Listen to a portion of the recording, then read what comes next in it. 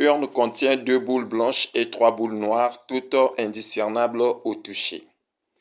On tire simultanément et au hasard 2 boules de l'urne et on note leur couleur.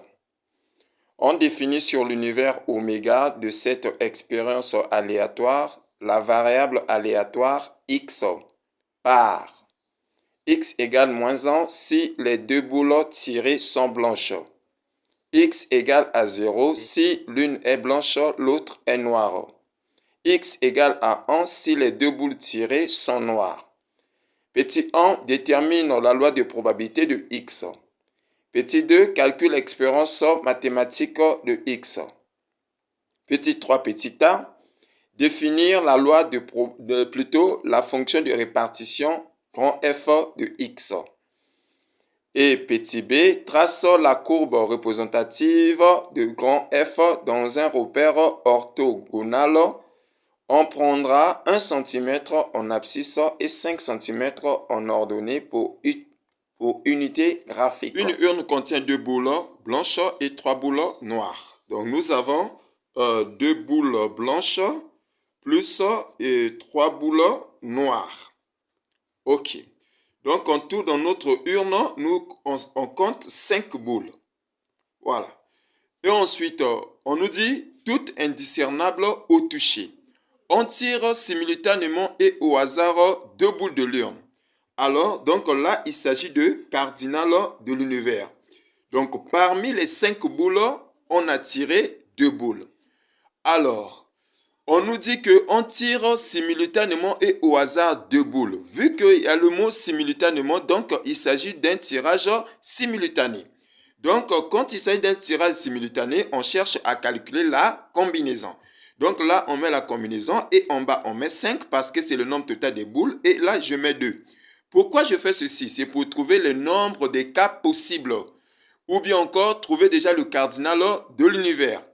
Ensuite, ici, selon la formule de la combinaison, nous aurons 5 factoriels divisé par 2 factoriels, facteur de 5 moins 2 factoriels.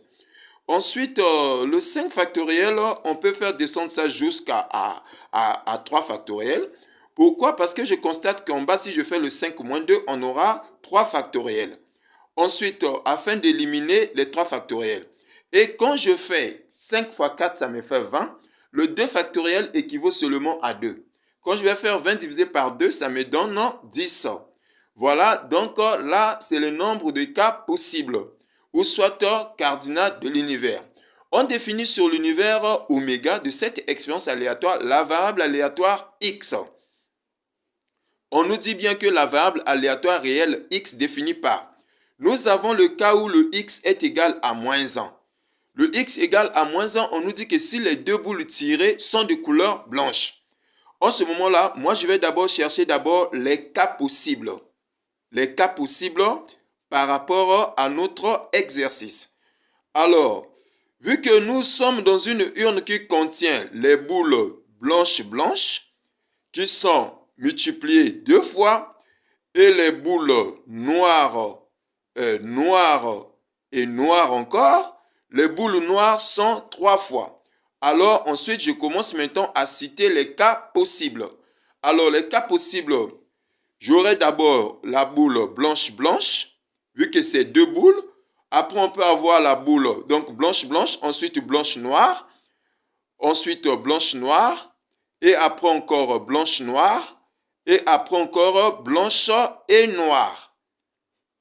Là, c'est par rapport à la première boule. Deuxième boule, boule blanche. Je prends encore boule blanche, noire, encore boule blanche, noire, encore boule blanche, noire.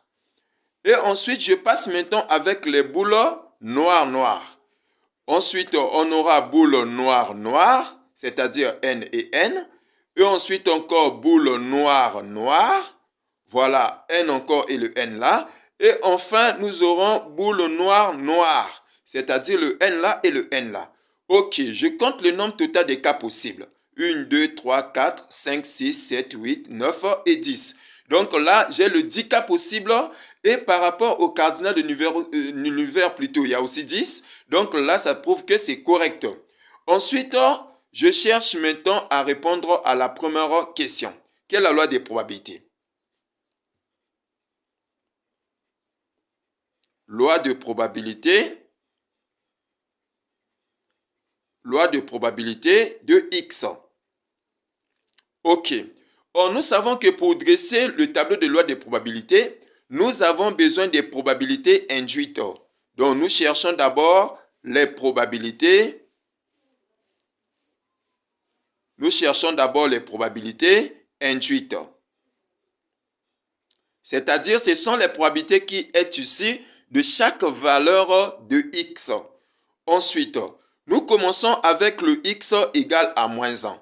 Le P de X égale à moins 1. Égale à quoi? En bas, je vais mettre déjà 10. Pourquoi? Parce que c'est cardinal de l'univers ou bien encore nombre total des cas possibles. Ensuite, je vais prendre maintenant, qu'est-ce qu'on a dit par rapport à X égale à moins 1? À X égale à moins 1, on nous dit que si les deux boules tirées sont blanches. Quand je viens ici, là, parmi des cas possibles, les deux boules qui sont de couleur blanche, ça se répète seulement une seule fois. Donc là, je viens ici, là, je mets 1. Donc 1 sur 10. Je passe maintenant pour X égale à 0, comme dit l'exercice. Pour maintenant le X égale 0, en bas déjà, je mets déjà 10. On nous dit que si l'une est blanche et l'autre est noire, donc c'est-à-dire parmi les deux boules tirées, qu'on puisse avoir une boule qui est de couleur blanche et l'autre boule de couleur noire. Quand je viens ici, là, parmi des cas possibles, on compte là où il y a les B et les N. Une fois, deux fois, trois fois, quatre fois, cinq fois, 6 fois. Donc là, je viens ici, là, je mets 6. Et enfin, le P de X égale à 1. Alors, ici, là, qu'est-ce qui se passe? On nous dit que si les deux boules tirées sont de couleur noire, ou bien encore sont noires, on cherche partout là où il y a les NN, qui signifie noir, noir. Donc là, on aura une fois, deux fois et trois fois. Alors, donc là, ça sera 3 divisé par 10. Et ensuite, donc, on peut maintenant dresser le tableau de la loi de probabilité. Ensuite, là, je mets le XI et là, on met le P de I. Alors, je n'ai que 3 valeurs de X. Donc là, nous commençons par moins 1 et ensuite 0 et enfin 1. Et ensuite, je prends les probabilités, je place leur probabilité. Là, j'ai 1 sur 10. Ici, j'ai 6 sur 10. Et enfin, on a 3 sur 10. Alors, tout en sachant qu'à la fin, ici, là, quand on fait la somme de toutes les probabilités, il faut qu'on trouve 1. Effectivement, si on fait 1 plus 6, ça fait 7. 7 plus 3, ça fait 10. Or, 10 divisé par 10, ça donne 1. Donc, ce qui revient à dire que tout ce qu'on a fait là, c'est correct. Ok. Passons maintenant à la question 2. On nous demande de calculer ou soit de déterminer une expérience mathématique. Alors, petit 2, expérience mathématique de X. On sait que, comme on vient de faire tout à l'heure, on sait que l'expérience mathématique E de X, c'est égal à la somme, cette fois-ci, I allant de 1 jusqu'à 3, parce qu'on n'a que 3 colonnes. Et ensuite, le P de I fois XI. Donc là, nous aurons le E de X égale à moins 1, ou bien à 1 dixième multiplié par moins 1, ça nous fait moins 1 dixième. Plus 0 fois 6 dixièmes, ça nous fait 0. Plus le 1 fois 3 dixièmes, ça nous fait 3 sur 10. Alors là, si je calcule bien, on trouve 2 sur 10. Alors si on simplifie, on a 1 cinquième. Donc ceci implique l'expérience mathématique, ici là, c'est égal à 1 cinquième. Et j'encadre. Ensuite, on cherche maintenant à définir une fonction de répartition. Donc là, c'était le petit... On prend plutôt le petit 3 ici, là. 3 petits a. Fonction de répartition.